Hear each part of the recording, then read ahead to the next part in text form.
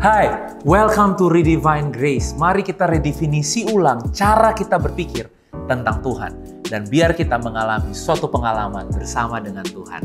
Hari ini kita akan membahas tentang bagaimana menjalani kehidupan kita setiap hari. Apakah arti dari waktu dan hari-hari di dalam kehidupan kita? Bagi saudara yang ingin mengetahui arti dari kehidupanmu, let's check this out. Mazmur 90 ayat 12 mengatakan, "Ajarlah kami menghitung hari-hari kami sedemikian, hingga kami beroleh hati yang bijaksana." Ajarlah kami untuk menghitung hari-hari kami. Artinya, Tuhan tidak mau setiap waktu dari dalam kehidupan kita itu berlalu dengan sia-sia.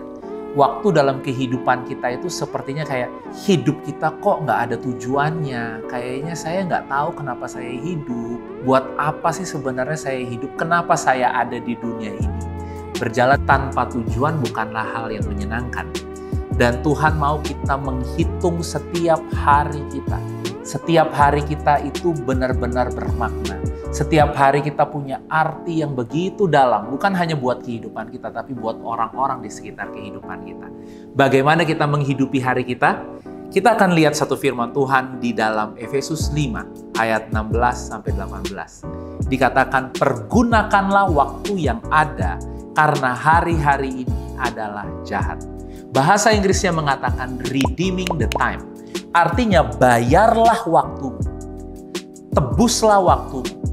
Jika saudara punya uang dan saudara harus membayar sesuatu, maka engkau akan memastikan untuk membeli sesuatu yang benar-benar saudara butuhkan, yang benar-benar bermanfaat, worth it buat kita. Kita nggak mungkin menghabiskan uang kita membayar sesuatu yang sia-sia. Bayangkan jika setiap detik dalam kehidupan kita itu dinilai dengan uang. Kalau contohnya 1 menit dalam kehidupanmu adalah 100.000 rupiah, maka 60 menit dalam kehidupanmu itu berarti 6 juta rupiah yang kita punya. Kira-kira ketika saudara punya 6 juta rupiah, saudara mau belikan apa 6 juta rupiah itu? Mau habiskan dengan apa 6 juta rupiah itu? Apakah saudara hanya mau membeli kekecewaan, ketakutan, kekhawatiran dengan 6 juta itu? Atau saudara mau membeli pengharapan, sukacita, kasih dengan 6 juta itu? Makanya banyak orang kehilangan waktu-waktu yang baik dalam kehidupan mereka berkat Tuhan, yaitu hari ini yang telah dijadikan Tuhan buat kehidupan kita. Kenapa? Karena kita membeli waktu kita, kita membayar waktu kita dengan hal-hal yang sia-sia. Dengan hidup di dalam kekhawatiran, dalam ketakutan, dalam kekecewaan. Tuhan mau kita membayar waktu kita untuk hidup dengan bijaksana.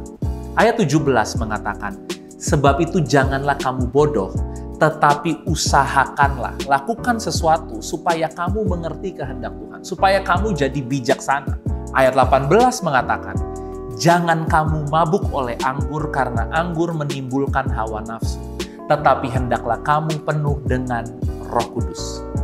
Membayar waktu kita, redeeming the time. Kenapa dihubungkan dengan jangan mabuk dengan anggur?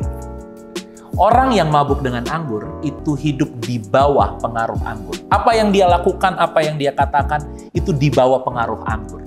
Under the influence. Tapi firman Tuhan mengatakan, biarlah kamu penuh dengan Roh Kudus. Artinya, biar hidupmu selalu ada di bawah pengaruh Roh Kudus. Di bawah pengaruh firman Tuhan. Bagaimana cara kita mempergunakan waktu dengan baik? Membayar waktu kita, menebus waktu kita dengan baik. Adalah dengan selalu hidup under the influence, hidup di bawah pengaruh Roh Kudus. Sampai apa yang kita katakan, apa yang kita lakukan, itu adalah hasil dari pikiran kita, hati kita yang begitu dikuasai oleh hadirat Tuhan, begitu dikuasai oleh kasih Tuhan dan kebaikan Tuhan.